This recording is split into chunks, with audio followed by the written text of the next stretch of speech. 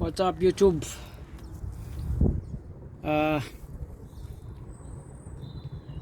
Sa kanika Honda Accord guys, ang problema ani nabagsak ini sa in-city no.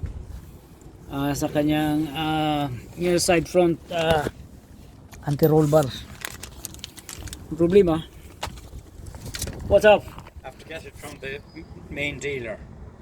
Main dealer. That's what they said. Southside, they haven't got it. You haven't. Okay. Any other crowd? Is there? Huh? Is there anyone else? Try to call. So nabagsakan sa in-city. Ang 60 worn out na yung kanyang anti-roll bar bushing no, near side front. Ang pinaka, it took me like 20 minutes to rethink on how to get into here. Like see this bolt here, these are 14 mil bolts, like see this here, 14 mil bolts, and there's no way that the spanner cannot go into there because of that gap. It's very tight, so obviously you need to like bring down the subframe a little bit. You have to loosen up this 14 mil 2 bolts here that is holding on the subframe, and then this one here for the wishbone, and then yeah, and we also need to change that dust cover on this ball joint here because it's fell on the inside, it's broken dust cover. So anyway, like the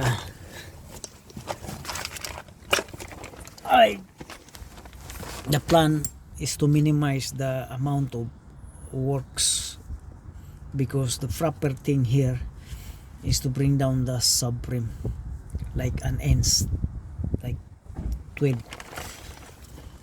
and then you have to freaking loosen all the bolts here. That is 19 mil bolts, I mean 17. I also did the rear, loosen the 17 mil bolts like it was in here. So when you loosen it up, you have to put the markings on it. So when you put it back on, you have to have like the same amount of torque. As you can see, the markings should be aligned before and after. This is, don't forget, this is the spacer on the top, mounted on the top, like that side, like that. Don't make a mistake with this, because it will bring like noise, funny noise, if you like putting upside down. So like that. See this gap here, this will turn upside down like that. And then yeah, so to have a gap, and it only you have to like break it loose with the back rings like that, just to break it crack open. And once it's crack open, then you have this spanner, the ratchet spanner, like continues the movement of the losing the 14 mil bolts, and that's it. So it's kind of very tricky guys. It's kind of very hard to take it out, but a little bit matter, just like time consuming actually. So what we're gonna do here, we're gonna continue our work here.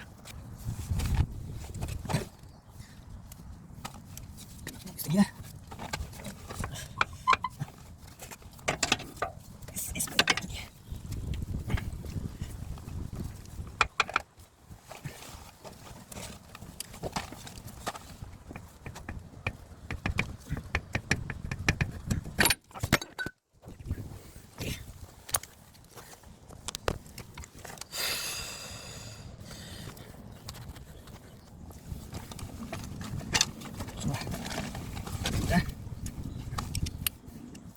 Continue this, moving this bolt. Again, this is frozen already. This is up 14 mil. The NCT guys seems to be like they're getting tough on the inspection. Like very difficult vehicle. They made like vehicle very difficult to pass the NCT. They are tightening all the braking inspections.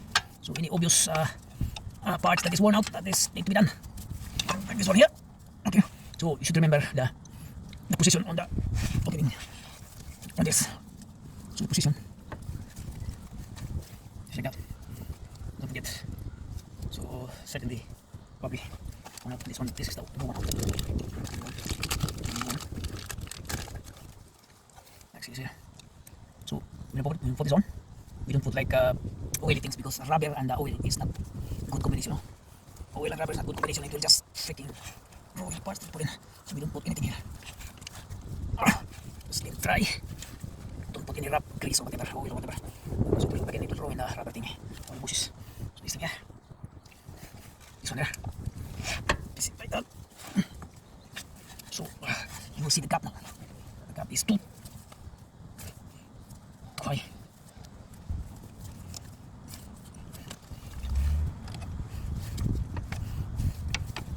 What we're gonna do now? We're gonna get this bolt on the rear first. To begin. Like so. Just put some kind of WD-40 here on the 3 holes so it will get in easily. Even putting the bolt in is very difficult. We will knock this down. So we'll have a little bit of room here.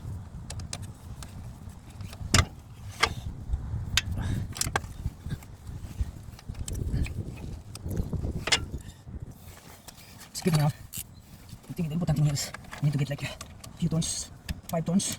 That will make us safe to work on. Just kidding. Okay.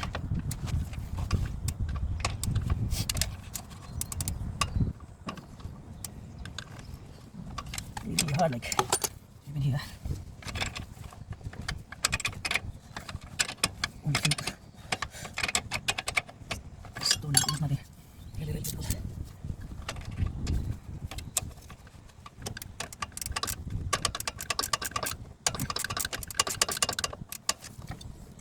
Tarantado yung design ko. Put in. Now that in, we'll replace also the other one. Here. Okay. So give it balance. Just tighten more down.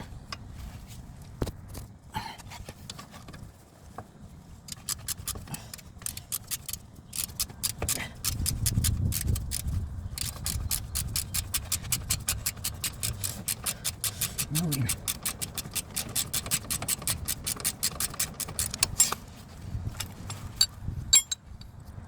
It's a fucking freaking blown, guys.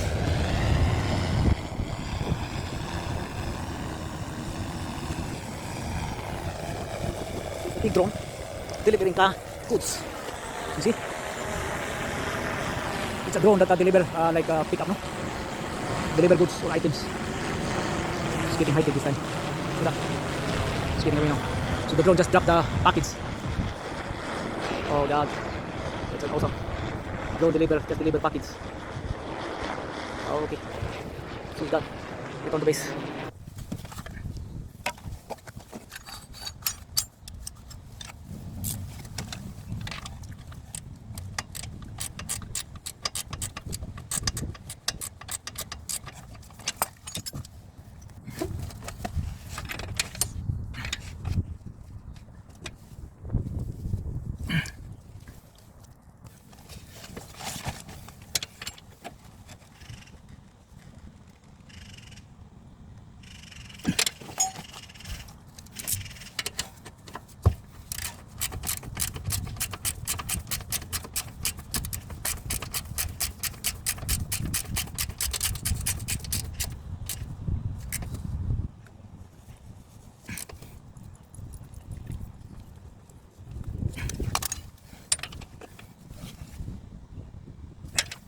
Sit.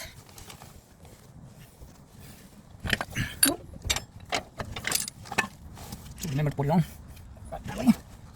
Okay. So.